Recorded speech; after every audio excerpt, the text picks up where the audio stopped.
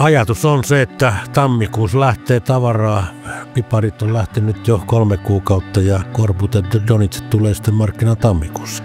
Nyt ollaan siinä vaiheessa, että oikeastaan rupeaa kaikki koneet olemaan tontilla. Niitä lyödään tuolla kasaan ja siellä puhutaan monta eri kieltä, mutta kyllä sitä vaan toisellisen korppukone valmistuu ja sillä päästään taas eteenpäin.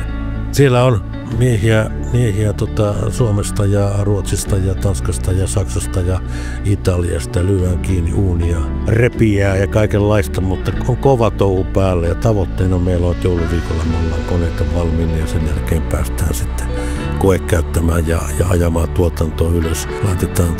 Tehdään donitsia, on korppulinjassa ja pakkauskoneita ja ajatus on, että on mahtava tunne kyllä tässä kohtaa, että tämä menee ja se huokuu tuolta henkilökunnasta.